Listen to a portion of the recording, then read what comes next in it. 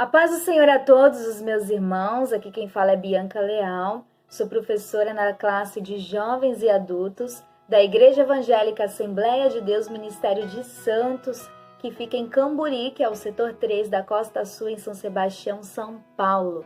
Pastor Patrick Webe Martins e missionária Sara Martins.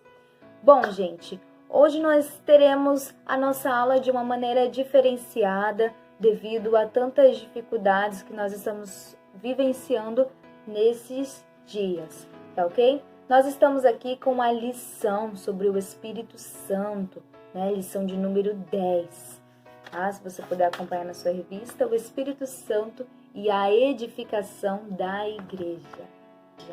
O texto bíblico básico se encontra na carta de Paulo aos Efésios, capítulo 4, do versículo 1 ao 13. Eu peço para você acompanhar aí na sua Bíblia, dá uma pausa nesse vídeo e acompanha com bastante calma na sua Bíblia. Amém? Bom, o texto áureo fica no livro de Atos, capítulo 13, versículo 52, que está escrito: E os discípulos estavam cheios de alegria e do Espírito Santo. Aqui é os subsídios de leitura diária. Eu vou pedir para você estar lendo no seu dia a dia, estar se alimentando para poder ter uma compreensão melhor da aula. Lembrando aqui que nós estamos resumindo uma aula presencial, estamos resumindo em um vídeo de até no máximo 15 minutos. Então eu quero que você se aprofunde aí na sua casa e nós estamos aqui para dar toda a assistência para você. Amém? Olha só, os objetivos da lição de hoje. Acompanhe comigo na sua revista. 1. Reconhecer a ação do Espírito Santo no início da igreja. 2. Entender que o Espírito Santo promove a unidade da igreja. E 3. Perceber que o Espírito Santo é quem mantém a igreja. Então, nós vamos ver aqui no tópico 1, o Espírito Santo e a igreja. No tópico 2, o Espírito Santo proporciona a união. E o tópico 3, o Espírito Santo mantém a igreja. Bom, aqui no comentário, palavra introdutória, vai dizer que o Espírito Santo ele mantém um relacionamento estreito com a igreja e que o derramamento do Espírito Santo se deu no dia de Pentecostes. O que é o dia de Pentecostes? Pentecostes é 50 dias depois da Páscoa. Então, foi uma das festas instituídas por Deus ao seu povo, para que o seu povo venha comemorar. Tá? Então, naquela época, a igreja tinha uma chama muito acesa dentro de si, que é a chama do Espírito Santo. E essa mesma chama deve estar presente hoje também nos nossos corações. Lembrando que naquela época eles não tinham os recursos tecnológicos que nós temos hoje. Hoje nós temos a oportunidade de anunciar o Evangelho também através de todos esses recursos, as redes sociais que nós vemos hoje em dia. Tá bom? Vamos agora para o tópico 1, o Espírito Santo e a Igreja. Bom, no Antigo Testamento não havia a Igreja. O povo de Deus era chamado de congregação. Mas no Novo Testamento vai vir o surgimento dessa palavra. E essa palavra vem do grego eklésia, que significa assembleia de chamados para fora. Mas aqui está uma pergunta bem atual para nós. Como que a gente vai colocar em prática o fato de sermos chamados para fora em um período tão difícil onde todos devem ficar em suas casas? Eu quero te dizer uma coisa, que talvez você não possa ir lá para fora através dos seus pés. Mas você pode sim ir lá para fora através da sua voz, através da sua oração. Você pode sim fazer o bom uso das redes sociais e proclamar o Evangelho do Senhor Jesus.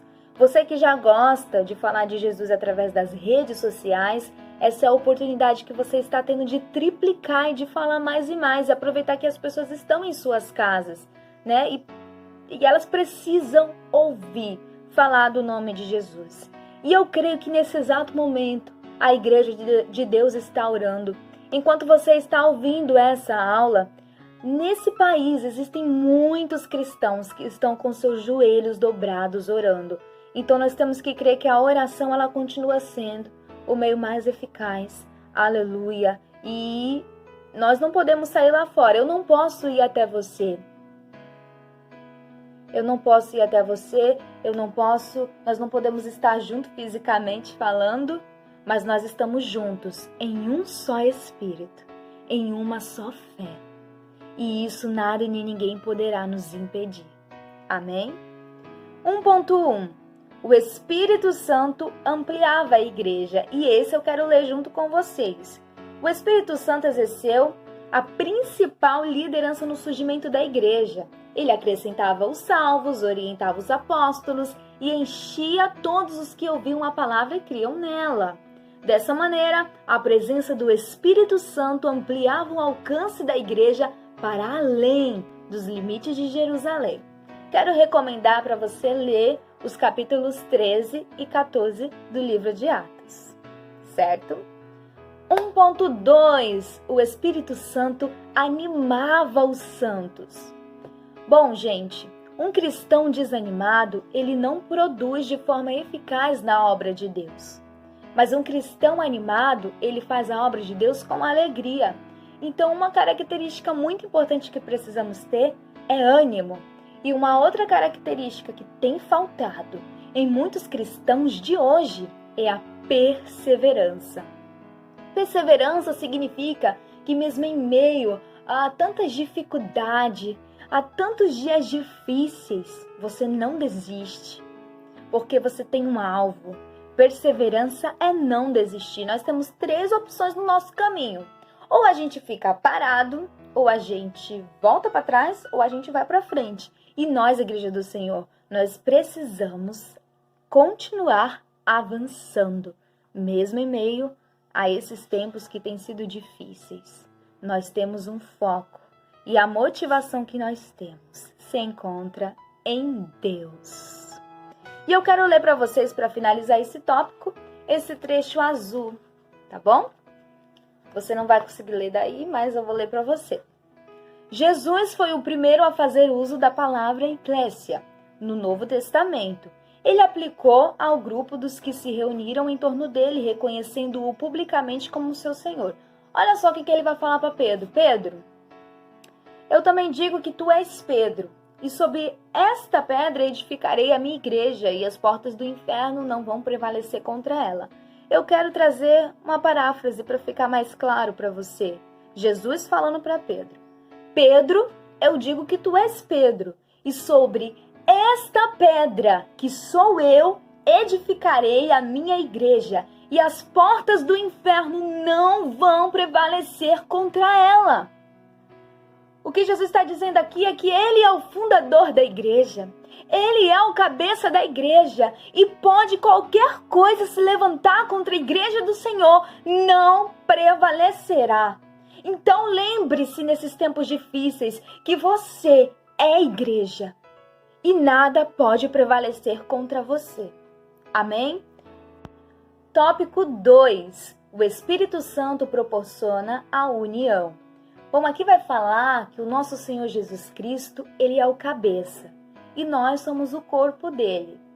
O corpo, ele precisa estar bem interagido para funcionar. Por exemplo, se meu braço ficar doente, todo o meu corpo vai ser prejudicado. Se meu braço esquerdo querer ir para um lado e meu braço direito querer ir para outro, vai ficar difícil aí. Eles precisam estar trabalhando juntos. Nós, seres humanos, somos compostos por cerca de 30 trilhões de células e elas trabalham entre si como uma verdadeira sociedade. Umas são responsáveis por revestir órgãos, tecidos e assim por diante, elas têm as suas funções. E nós, como corpo de Cristo, nós temos também as nossas funções. O nosso corpo físico, ele possui 11 sistemas. Nós não somos perfeitos em questão de moral, mas eu posso afirmar para você que nós somos perfeitos em questão de máquina, porque se não formos, a nossa saúde então ela é prejudicada. Mas enfim, eu quero falar para vocês que nós precisamos, como corpo de Cristo, interagir muito bem entre nós. Aqui no tópico 2.1 vai falar que o corpo é formado por diversos membros. E olha só, no lugar onde existe desunião, rebelião, contenda, confusão, as pessoas que fazem isso, está escrito aqui, provavelmente é porque Existe alguém que causou isso, que deixou de dar lugar ao Espírito Santo em sua vida. Entendeu? O Senhor, ele não habita no meio de confusão, no meio de contenda. E nós, como cristãos que somos, precisamos exercer os frutos do Espírito. Isso é muito importante, porque a gente vive numa sociedade, né? A gente precisa ter comunhão com o nosso próximo. Então, é muito importante exercer esses frutos, porque nem sempre a convivência é fácil. E lá em Provérbios, Salomão vai dizer que a sabedoria ela vem junto com o entendimento. O entendimento é você se colocar no lugar do próximo. Tente entender que nem sempre você está certo, nem sempre você tem razão. Muitas das vezes é o outro. Uma história, ela tem 3 lados. O meu, o teu e a verdade. Entendeu? Então, é isso. Gálatas 5:22. Leia lá os frutos do Espírito. Você precisa ter. Eu preciso ter. Amor, gozo, paz, longanimidade, bondade, fidelidade, mansidão, domínio próprio, por aí vai. Tá ok? 2.1. Unidos pela esperança. Esperança implica em esperar. E está ligada ao futuro. E esperança, normalmente, ela se manifesta em meio aos caos. Quando parece que tudo está difícil, tudo está impossível, nada tem mais jeito, é aí que acende essa luz. E você fala, ainda há esperança. E a nossa esperança, ela está em Cristo. Venha o que vier, essa esperança nós sempre temos que ter. Olha só o que Paulo vai dizer na primeira carta aos Coríntios, capítulo 15, versículo 19. Paulo declarou que se esperamos em Cristo só nessa vida, somos os mais miseráveis de todos os homens. E aí, como é que está a sua conta bancária no céu? Está aí uma interrogação. 2.3, unidos no só batismo. Olha só, Paulo diz que precisamos estar em um só batismo. Em primeira mão, ele destaca a imersão do salvo no corpo invisível de Cristo. Entretanto, com base nos mesmo texto, podemos destacar ainda o batismo nas águas, uma vez que esta é a representação da morte do velho homem para a ressurreição de uma nova criatura. 2.4, unidos pela regeneração. Regeneração significa nascer de novo. Nós precisamos nascer de novo e precisamos nos arrepender dos nossos pecados. Se dissermos que não temos pecados, enganamos-nos a nós mesmos e a verdade não está em nós. Mas se nós confessarmos os nossos pecados, o nosso Senhor, Ele é poderoso para nos perdoar e nos purificar de toda injustiça. Então o arrependimento ele não é só da boca para fora, eu estou arrependido, não. O arrependimento de verdade, genuíno, é a mudança de atitude. Precisa ser causado na sua mente uma metanoia, que é a transformação. E aí sim, os frutos do teu arrependimento mostrarão que de fato você nasceu de novo. Antes de ir para o tópico 3, eu quero ler com vocês esse trecho laranja, tá? Que diz: Efésios é uma das cartas da prisão paulina. Seu tema principal é Cristo como cabeça da igreja. Com respeito ao Espírito Santo, temos nessa carta as seguintes recomendações: não entristecer ao Espírito Santo, encher-se do Espírito Santo, tomar a espada do Espírito Santo e orar o tempo todo. Sabe o que me chama a atenção nisso? Efésios. Aleluia. Tô até sentindo a presença de Deus aqui. A gente está vivendo um tempo muito difícil, onde esse vírus tem se alastrado. E a igreja não pode assim parar, porque nós somos a igreja, né? E muitas das vezes a gente usa desculpas. Irmãos, Paulo, quando escreveu essa carta aos Efésios, ele estava preso. Ele estava preso, mas mesmo estando preso, ele não desistiu de anunciar o evangelho. Ele sabia que ele não poderia sair dali naquele instante. Aleluia! Ele não tinha as ferramentas que a gente tem hoje. Mas ele resolveu fazer essa carta à igreja de Efésios. E eu tenho certeza que essa carta chegou lá. Não só chegou lá, mas chegou até hoje para as nossas vidas e alcançou o mundo inteiro. A prisão não impediu ele, assim como também a prisão não pode nos impedir. Nós somos igreja, então não se acomoda nesse tempo. Esse é o tempo da igreja se levantar. Aleluia! Esse é o tempo da gente continuar proclamando o evangelho às pessoas, levar esperança para as pessoas. Aleluia! Glória a Deus, eu preciso correr aqui. Tópico 3. O Espírito Santo mantém a igreja, amadurece os santos, que é o 3.1. Naquela época existiam muitos novos convertidos, então veio aí a necessidade do discipulado. Os novos convertidos eram discipulados e eles se tornavam maduros na fé. O que nos vai fazer amadurecer como cristão é ler e viver a palavra de Deus. Quer ser maduro? Leia e pratique a palavra de Deus.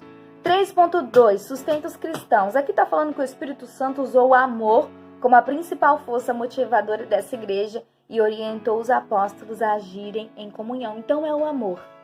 Nós precisamos do amor de Deus derramado em nosso coração. O Espírito Santo foi o principal responsável pela configuração que a Igreja de Jesus possui atualmente. Ele cuidou do corpo de Cristo e espalhou por todo o mundo, a fim de que o Evangelho fosse proclamado a toda criatura. Afinal, este é o papel do cristão, exalar o perfume do Mestre por onde passar. Dessa maneira, o Espírito continua administrando e capacitando a igreja para que ela possa continuar a obra que Jesus começou há tempos. O Espírito nunca abandonou a igreja, por isso ainda temos pessoas tementes a Deus e comprometidas com os seus princípios. O cristão que entende essa maravilhosa provisão divina concebe um coração grato ao Senhor por todo o cuidado que Ele teve até hoje. Agradeça a Deus por todo o amor com o qual Ele nos trata.